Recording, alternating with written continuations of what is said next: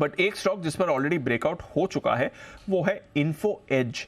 जब इसके नंबर्स आए थे तो थोड़ा बाजार में कंफ्यूजन भी था कि नंबर्स को कैसे रीड करना है, बट उसके बाद देखिए स्टॉक में ज़बरदस्त मोमेंटम आया है जब थोड़ी बेटर अंडरस्टैंडिंग हो गई है इनके नंबर्स को देखकर, और अब हम देख भी रहे हैं स्टॉक में एक बड़ी रैली बनती हुई दिख रही है। तो एक बार ज़रा इन्फो एज का चार्ट पुल अप करिए, क्योंकि नंबर्स आने के बाद हमने एक क्लियर डिप इस काउंटर में बनते हुए देखा था, बट उसके बाद एक ज़बरदस्त रिकवरी हमने इन्फो एज में आती हुई देखी है और स्टॉक भी एक बड़ी रैली दिखा रहा है। उस समय शायद हमारी तरफ से भी एक जो घाटे का नंबर था वो गलत चले गया था, एक डेसिमल प्लेस का मिस्टेक था, तो इनका जो ओवरऑल घाटा है वो बड़ा है, 116 करोड़ से बढ़कर लगभग 273 करोड़ का घाटा इनका आया है।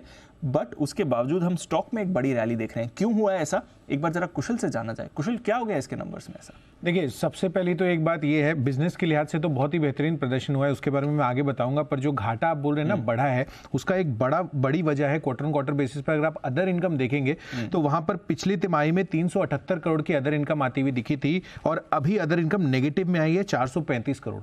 अच्छा, तो ये आउटफ्लो कहाँ से आ गया? यही आउटफ्लो जिस वजह से आया है वो हमें देखना है, बट लार्जली यहाँ पर आपको ये जो डिफरेंस आया ना अदर इनकम का, उसकी वजह से ही आपको घाटा इतना बड़ा बनता हुआ दिख रहा है। तो अगर उसको आप एडजस्ट करके देखेंगे तो रिलेटिवली यहाँ पर आपका प्रॉफिट में हो सकता है कि ये आपको लेवल्स आते हुए दिखे, क्योंकि 272 करोड़ का घाटा बॉटम लाइन पर आता हुआ दिखा है, जबकि अदर इनकम 435 करोड़ नेगेटिव आई है। तो क्लियर कट इंडिकेशंस एक तो यहाँ पे ये है। दूसरी बड़ी बात, नंबर्स के लिहाज से आई फ्रंट पर क्वार्टर ऑन क्वार्टर बेसिस पर बेटर परफॉर्मेंस हुई है, साथ ही एबिटा लेवल पर भी स्टेबिलिटी रही है, 30% से ज्यादा की मार्जिन इन्होंने दी है। अभी ऐसा क्यों दिया है, अगर आप बिलिंग देखेंगे इनकी, चाहे आप रिक्रूटमेंट सॉल्यूशंस की बात करें इनकी या फिर जो गैर रिक्रूटमेंट है, वहां पर बिलिंग अच्छी होती हुई दिखी है। इनफैक्ट गैर रिक्रूटमेंट का कारोबार से रिलेटिवली आउट परफॉर्मेंस आती हुई नजर आ रही है इनको। और साथ ही आप देखिए तिमाही आधार में हमने प्रेजेंटेशन भी देखी तो कुल बिलिंग 15.3% बढ़कर लगभग 748 करोड़ पर आई है। अब इस बिलिंग के अंतर्गत रिक्रूटमेंट सॉल्यूशंस जो कि इनका बड़ा चंक इनके बिजनेस का रहता है, वहां पर 13-14 13.7% हुए प्रिसाइज, ये बढ़त रही है 584 करोड़ पर।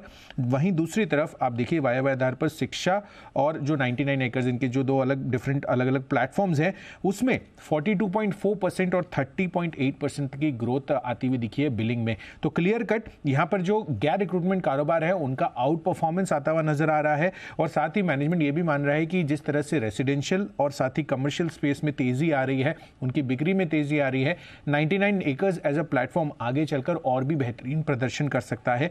तो आगे चलकर भी एक्सपेक्टेशंस यही है कि इनके कारोबार में दोनों ही रिक्रूटमेंट और नॉन रिक्रूटमेंट जो स्पेस है वहां पर आपको आउटलुक भी इन मैनेजमेंट की तरफ से बेहतर साइड पर आ रहा है। हालांकि आईटी सेक्टर को लेकर थोड़ी सी चिंता अभी बनी हुई है रिक्रूटमेंट कारोबार के हिसाब से, बट लार्जली जो अन्य कारोबार है शिक्षा और 99 एकर्स, वहां पर शानदार बिलिंग ग्रोथ हुई है और आगे का आउटलुक भी काफी अच्छा है। तो ये दो बड़ी वजह है जिस कारण से आपको इन्फो एज में इतना बड़ा यूटर्न देखने को मिला है। तो ये है आपके लिए इन्फो एज। जो इनके बिजनेस कंपोनेंट्स हैं बेसिकली आप कह रहे हैं वहां से बढ़िया परफॉर्मेंस आई, नौकरी की तरफ से आप कह रहे हैं बहुत ही अच्छा टर्न अराउंड दिखा है। करेक्ट। और शिक्षा और 99 एकर्स स्पेसिफिकली अगर आप गैर रिक्रूटमेंट कारोबार देखें तो वहां पर 42% 30% की वाई ग्रोथ दी। ज़बरदस्त हो, इसलिए 8% की तेज़ी देख रहे हैं। तो इनिशियली जो लॉस का आंकड़ा है उस पर बाजार का हमने ज़्यादा रिएक्शन देखा था, बट अब जैसा कुशल एक्सप्लेन कर रहे हैं, अगर आप इंटरनल्स नंबर्स के देखें तो थोड़े बेहतर ही दिख रहे हैं आपको। सिद्धार्थ जी, कवरेज में है इन्फो एज सर? जी नहीं दीपांशु, कवर तो नहीं करते हैं, बट हाँ डेफिनेटली जिस हिसाब से स्टॉक का परफॉर्मेंस स्पेशली 99 एकर्स से आता है और दूसरे जो इनके नौकरी है उसकी सब्सिडरी से आता है, वो डेफिनेटली स्ट्रांग है, क्योंकि प्लेटफॉर्म बिजनेस में आज नौकरी का कोई सेकंड ऑप्शन नहीं है, ना कोई प्लेटफॉर्म है जहां पे जॉब सीक कर सकते हैं, इतना फेमस नहीं है। तो डेफिनेटली मार्केट शेयर के लिहाज से नौकरी is definitely the leader in the entire space, जिसका फायदा इन्फो एज को मिल रहा है। बट अगर ये प्लेटफॉर्म बिजनेस की बात करें तो महंगे स्टॉक बहुत है और स्पेशली इन्फो एज भी काफी महंगा और प्रीमियम पे ट्रेड करता है। के लिए इन्फो एज थोड़ा महंगा है, बट ज़बरदस्त रिएक्शन देख रहा है। और जैसा कुशल एक्सप्लेन कर रहे थे, इंटरनल्स अगर आप नंबर्स के देखेंगे तो फिर थोड़े बेहतर बनकर आते हैं और इसलिए आप देख रहे हैं कि इन्फो एज जो है इस समय बड़ी रैली में दिखा रहा है। वैसे आज